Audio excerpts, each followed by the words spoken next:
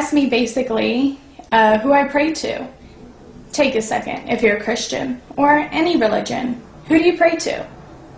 I said automatically, I pray to God, of course, but I pray in Jesus' name. I talk to God the Father through Jesus.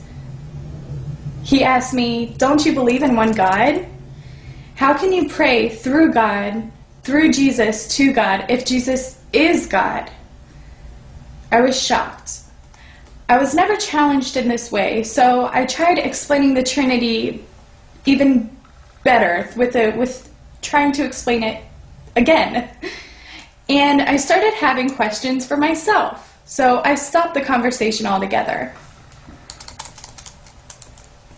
Finally, he asked me to bring more proof that Jesus even claimed divinity, or that Jesus was divine, and why I believe that Jesus was divine.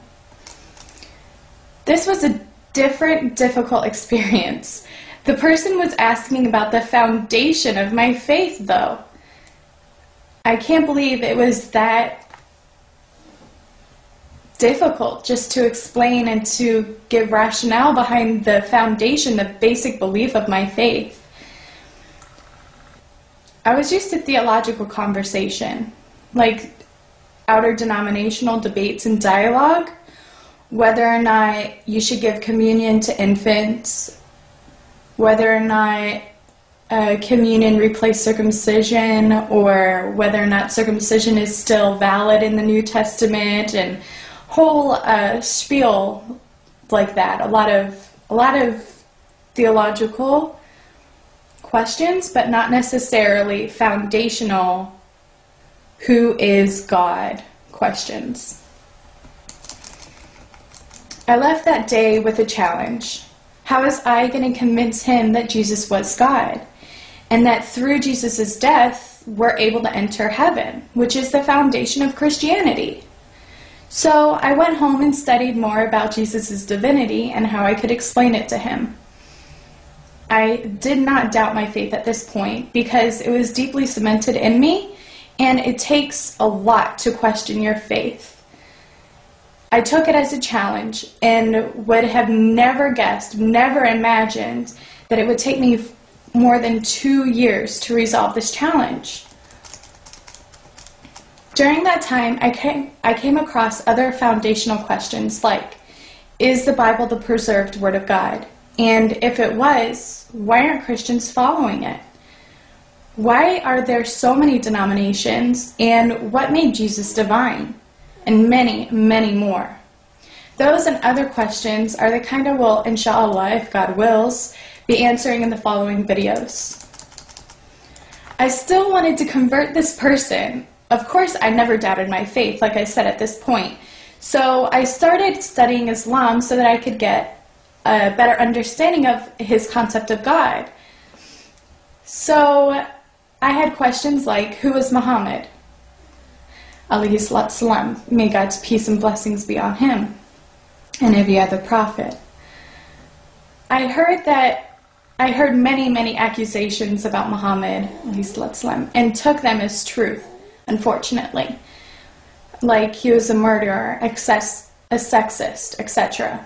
But the more I studied the authentic Sunnah, which is the life of Muhammad, alayhi salatu salam, the more I realized that he was indeed a noble character. Merciful, loving, charitable. He could have been a king if he gave up preaching Islam. The people of the time hated him so much that they told him, hated Islam so much, they told him that if you stop preaching this religion, we'll make you king. Muhammad, he turned around and just said the most beautiful thing, and to me this was the words of a prophet.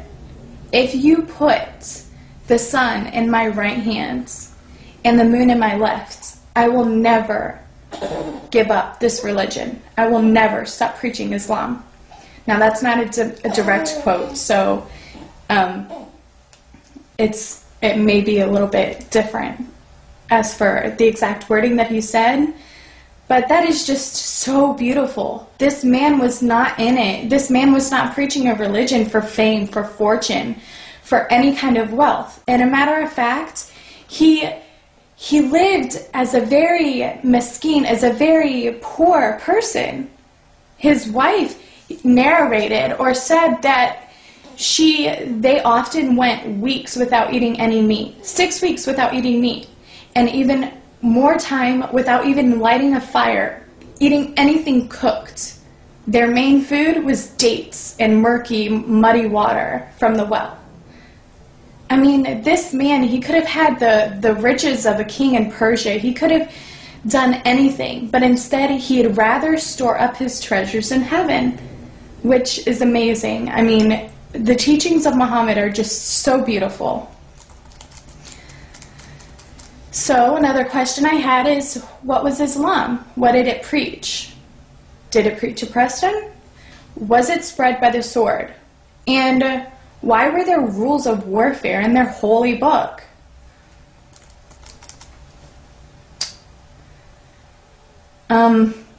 Those are all past prejudices that I had from before. I found out that no, it did not teach oppression. It teaches liberation through education and charity.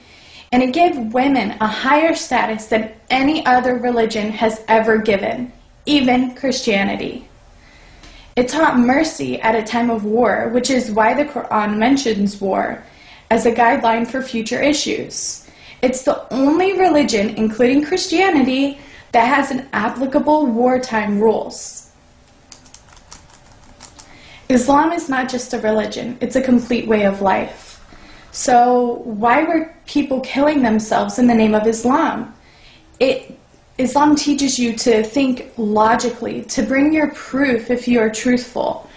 So I didn't understand why people are blowing themselves up and saying that they're doing it for Islam. The Quran says, whoever kills an innocent human being, it shall be as if he has killed all of mankind. And whoever saves the life of one, it shall be as if he saved the life of all mankind. That's the Quran in 5:32. Also, it says that if they incline to peace, so must you also incline to it, and trust in God, for He hears and knows all. So if somebody inclines to peace, you must incline to it. So there's a lot of perverted thoughts about Islam, and that's because I believe the media picks and chooses what they like to portray of it. So may God give you knowledge, and may God give you strength to sift through the truth from the evil and the darkness. I got frustrated with the media, how the media portrayed this religion, and I started defending it because the more I knew, the more I realized that it was a pure religion. It wasn't polluted. Slowly, my eyes were opening to the logic and the beauty of Islam.